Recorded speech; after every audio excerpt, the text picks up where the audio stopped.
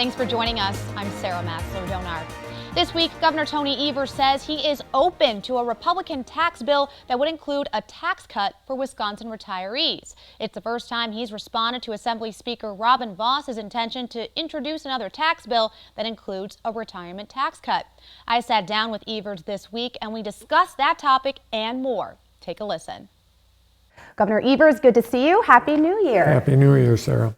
So let's get right into this. We're in 2024, crucial election year, and one of the issues that will define this election year is redistricting here in Wisconsin. Democrats will have to work hard if there are new maps to keep an edge in some of the areas in Wisconsin that they have done well in the past, and there are some areas where the party has struggled that they'll have to work to gain some ground there. Even the maps you proposed in 2022 did give Republicans a slight edge in the legislature. So what does the party need to do this year to either win or win back votes? Well, we have to have a good system. We have to have fair maps. And the bottom line for me as governor is, from my vantage point, is that we have as many competitive races as possible. We're a purple state. I mean, the idea that somehow we're going to flip everything on its head, I mean, that's not reality. It's not reality on the ground, and it's not reality in the world of politics. So as many competitive races as possible, and you know, a Democratic Party would be put in the same position as the Republican Party would be, and that is you have to get the best people possible to run and help them get elected. That's what it's all about. That's what it should be about. Obviously, that isn't the case now. So I'm guessing at the end of the day, that's exactly what we'll have in Wisconsin. It will be competitive. And how can the Democratic Party run strong campaigns this year? Well, they have to, well, it's always a ground game, always a ground game. It can't be run from Madison or Milwaukee. It has to be run locally. You know, the party itself has to provide resources, help that get the resources they need for the good candidates that they're going to put up to be able to make their pitch to the voters.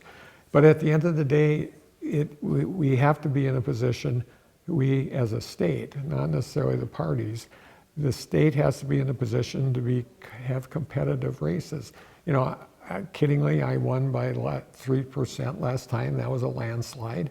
And so that's what Wisconsin is. It has to be reflective of the closeness of the party, and the people of Wisconsin are going to win for this, win in this situation, in that, you know, we have people that are running towards the middle, because that's where most of the people are in the state. They're inhabiting the political middle, and that's the way our legislature should look too. So I'm excited about it. This is going to be a big deal. The U.S. Supreme Court back in 2022 struck down your maps, saying they were a violation of the Voting Rights Act. So this time around, how will the new maps you propose, fix that issue? Yeah, well, they made it very clear what has to happen, and we at least from our vantage point, there's lots of people that are going to be giving our Supreme Court their version, but the version that's going to come from our office is going to be following exactly what the U.S. Supreme Court said we had to do. So we followed that. So that should take care of the issue of what happens if it goes to the U.S. Supreme Court, because they are going to be fair maps. They are going to be VRA, the Voting Rights Act, compliant there, and they're going to be competitive. It's going to be good for the state of Wisconsin. Speaker Voss has said Republicans plan to introduce another tax cut this year. He's indicated they plan to try again on a retirement income tax cut. Do you support that? Depends. I'm willing to take a look at that, but my goal since the beginning, we've reduced taxes on middle class folks by $1.5 billion over the last 5 years.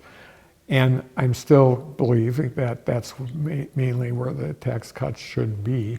So I'll need to see what's in the bill. I'm not opposed to having lowering the tax burden on retirees, but which retirees? Those that may have no need for that tax cut, or those that aren't in need of it. So we'll see. I'm not opposed to it, and if there's no poison pill in there, or if most of the money is going to welcome. What's a poison pill to you? But if it's mostly for people that are very, very wealthy, that would be a poison pill. And there's other things too, but that could be. So don't want to prejudge it. I'm open. The message I have is that I'm open to it. Party leadership on both sides has indicated they're willing to work across the aisle on this. There's a lot of talk about, yeah, we're open to compromise, but someone has to get the ball rolling on that compromise. Will that be you? It could be. There's area, for example, using that tax cut piece. If we can get someplace there, maybe quid pro quo on the Republican side, something around childcare. We have $7 billion in our coffers, and the childcare industry is very, very fragile, and I believe that we should be helping out those providers of childcare in the state, and that it's the right thing to do, but it's also an important thing to do for our economy, because if people get out of the childcare business, that means that there's going to be fewer people in the workforce. They'll be staying home, and even though they want to work. So maybe there's some ways that we could find common ground with both of those concepts. Is there a way to find common ground with Republicans to use that surplus for childcare when they have been so dead set against it? Are you hoping that we use some of it for a tax cut and some of it for childcare? What would be your vision on that? Yeah, I don't want to give away any deep, dark secrets here, but I think we should look at it. I think we should consider it. I think they know. I know that they were against it last time, but they hear from their child care providers as much as the Democrats do. And we are able to kind of hold them harmless for the time being using some federal money, but after that, Katie, bar the door. It's going to be very, very difficult for people to leave the business and then maybe come back 5 years later. That just can't happen. So it is serious. I know the Republicans get it, and maybe there's a way we can make it easier for them to accept.